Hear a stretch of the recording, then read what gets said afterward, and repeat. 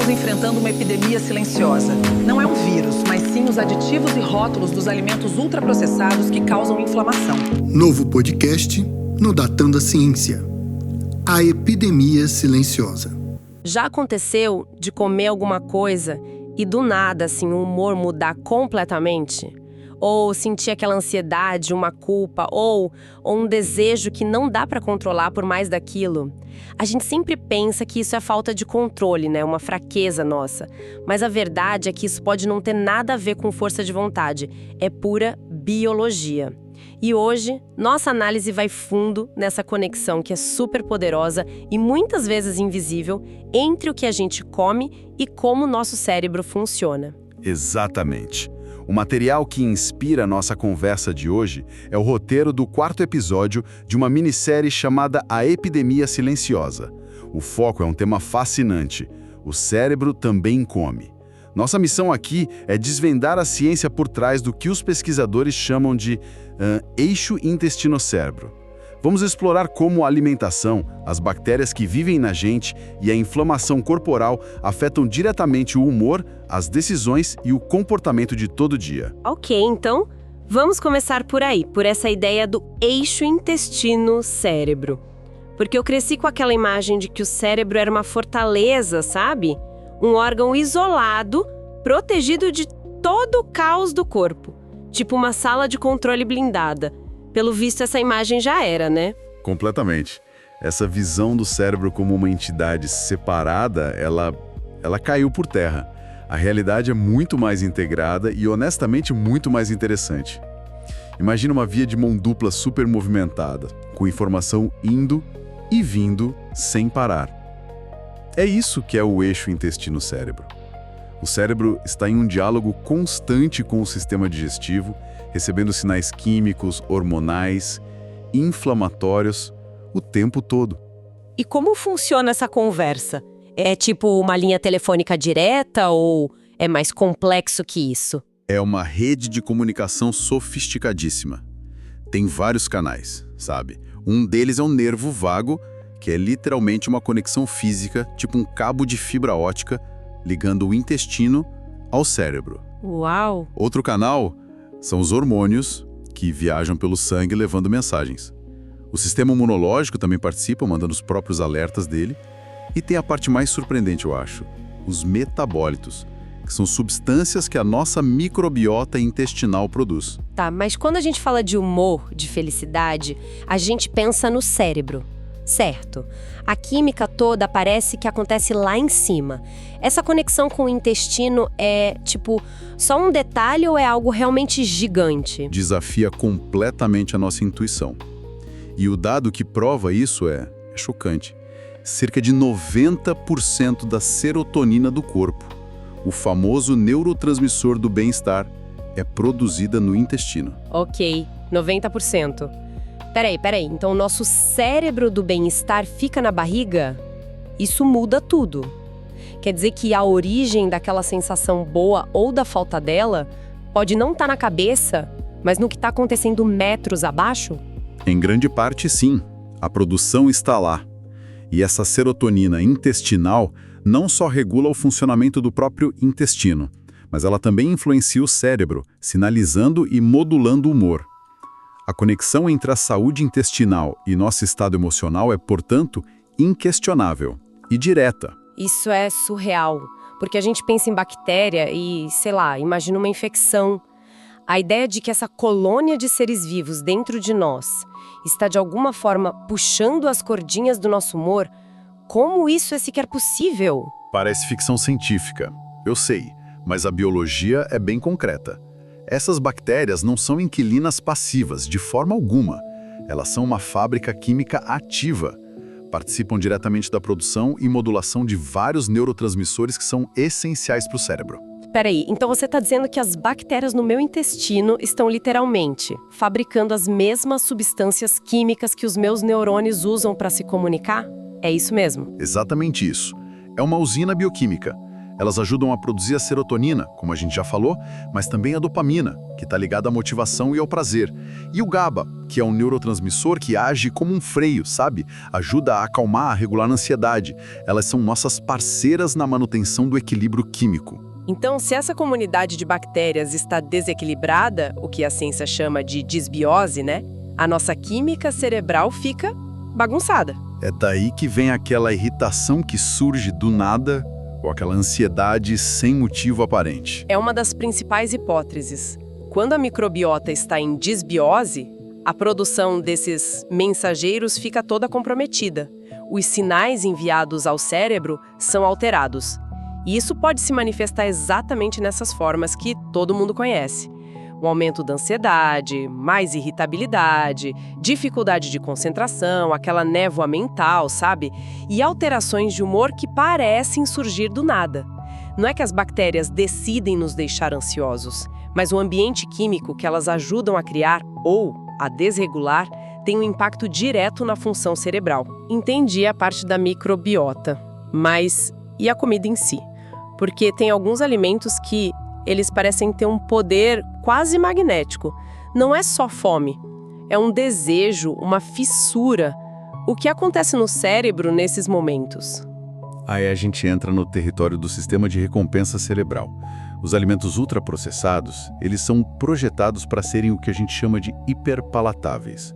Eles combinam açúcar, gordura, sal e aromas artificiais em proporções que simplesmente não existem na natureza. É uma engenharia de sabor. Pode lhe dar um exemplo prático disso, para ficar mais claro? Claro. Pensa na diferença entre uma batata assada e uma batata chips, daquelas de pacote. A batata assada é batata. Tem um sabor, uma textura. Agora, a batata chips é uma obra de engenharia. A quantidade exata de sal, a gordura que derrete na língua, a crocância que faz um barulho específico. Tudo isso foi calculado para mandar um sinal altíssimo de prazer para o cérebro. Essa combinação provoca uma liberação muito forte de dopamina. A dopamina, o neurotransmissor da motivação, do quero mais. E o cérebro, que é uma máquina de aprender, percebe isso na hora. Isso aqui me deu um pico de prazer, vou querer de novo. É uma armadilha perfeita, né? Precisamente esse o ciclo. O cérebro aprende a associar aquele alimento específico a uma recompensa intensa e rápida. E com o tempo, acontece uma coisa perigosa. Os receptores de dopamina no cérebro podem diminuir de sensibilidade. É como ouvir uma música muito alta por muito tempo, sabe? Você começa a precisar de um volume cada vez maior para ter o mesmo impacto. Com a comida, é a mesma coisa. Precisa de mais estímulo para obter o mesmo prazer. A compulsão aumenta e a percepção de saciedade diminui. Ok, a química poderosa. Mas no final das contas, não é a pessoa que escolhe comer o pacote de biscoitos? Onde fica a responsabilidade pessoal nisso? A gente pode culpar só a dopamina? Essa é uma pergunta crucial. E a resposta não é sobre culpar a dopamina, mas sobre entender o campo de batalha. Não se trata de negar a responsabilidade, mas de reconhecer que a força de vontade está lutando uma batalha química, profundamente desigual. O cérebro foi treinado quimicamente a buscar aquele estímulo com uma força imensa. É um condicionamento neurobiológico, não uma falha de caráter. É muito mais difícil dizer não quando seu cérebro está gritando sim por razões bioquímicas. Entendi. Então, além de sequestrar o sistema de recompensa, esses alimentos têm outros efeitos no corpo, certo? A gente já falou em outra análise sobre a inflamação invisível. Essa inflamação, que muitas vezes está ligada à dieta, ela pode realmente subir para a cabeça. Sim, e as consequências são profundas. Uma dieta rica em ultraprocessados, açúcares e gorduras de má qualidade pode gerar uma inflamação sistêmica de baixo grau. É como uma fumaça constante no corpo, sabe? E essa fumaça pode comprometer a barreira que protege o cérebro, a chamada barreira hematoencefálica. Ela fica mais permeável, permitindo que moléculas inflamatórias entrem no santuário cerebral. E aí temos a neuroinflamação. Neuroinflamação? Nossa, o termo já soa péssimo. Como isso se parece no dia a dia? Qual a sensação de ter um cérebro inflamado? Imagina tentar se concentrar numa reunião importante enquanto um alarme de incêndio de baixo volume não para de tocar no fundo. Você até consegue funcionar, mas tudo é mais difícil, mais lento, mais irritante. É uma boa analogia. Os sintomas listados são bem concretos. Piora do humor, um risco aumentado para ansiedade e depressão, lentificação cognitiva, a famosa névoa mental, e uma sensação constante de exaustão mental, mesmo sem ter feito um grande esforço físico. É um cansaço que não se resolve dormindo. É aquela sensação de acordar já cansada, de precisar de 3 xícaras de café só para começar a pensar direito. Exatamente. A frase que resume tudo é muito marcante.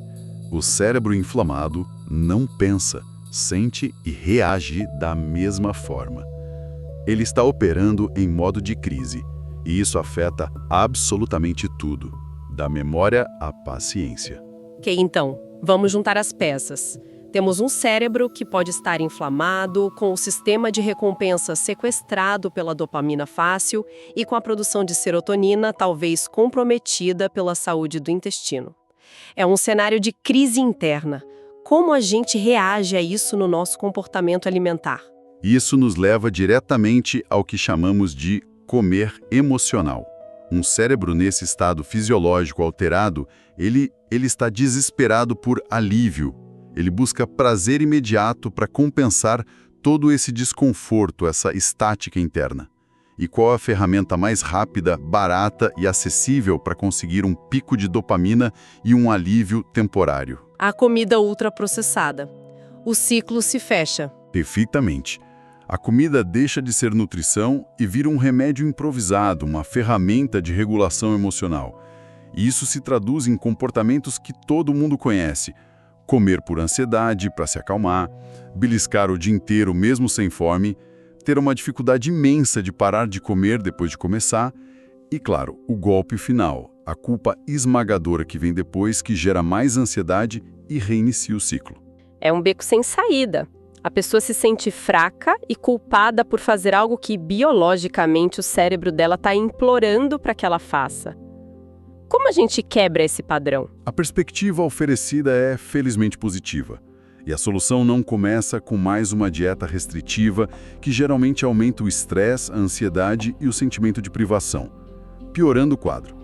A proposta é mudar o foco da restrição para a reconstrução.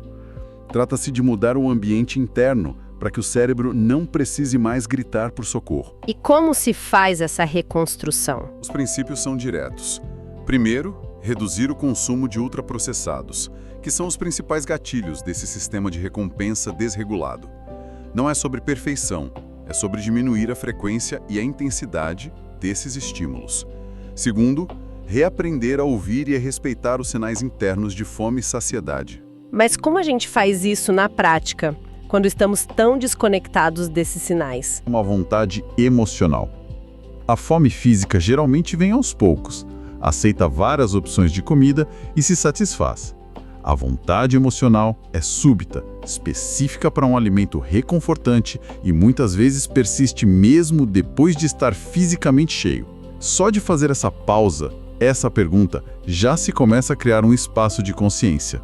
E por fim, a base de tudo: priorizar comida de verdade, alimentos simples, nutritivos e cuidar ativamente da saúde intestinal, que, como vimos, é fundamental. Ou seja, a ideia não é lutar contra o desejo com unhas e dentes, mas sim criar um ambiente interno onde esses desejos avassaladores não apareçam com tanta frequência. Exatamente.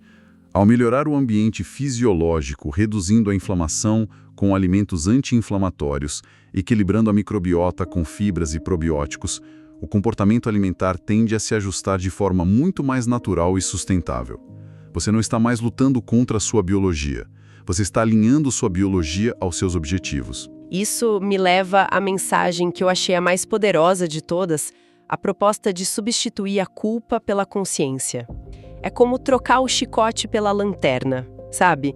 Entender a biologia por trás dos desejos e dos comportamentos muda a perspectiva de uma batalha de força de vontade contra si mesma para um projeto de engenharia corporal. Um projeto para criar um ambiente interno mais equilibrado, onde o cérebro possa finalmente funcionar no seu melhor. E a diferença fundamental é entre lutar contra os sintomas e tratar a causa raiz. A culpa não cura a inflamação, não equilibra a microbiota e não ressensibiliza os receptores de dopamina.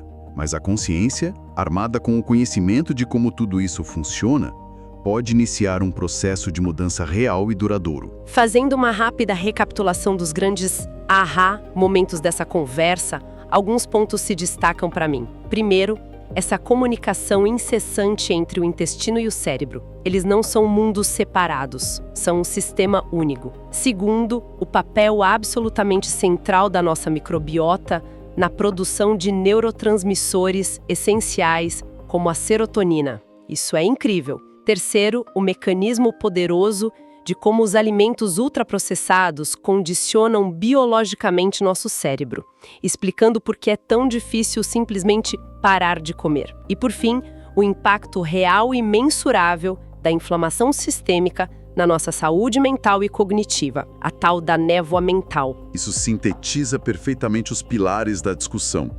E, a partir de tudo isso, surge uma reflexão importante, uma provocação final para quem nos ouve. Isso levanta uma questão importante, né? Se comer não é apenas sobre nutrir o corpo, mas também sobre influenciar diretamente as emoções, o comportamento e a saúde mental, o que pequena mudança na alimentação poderia ser o primeiro passo para apoiar não apenas o corpo, mas também o cérebro? Datando a ciência.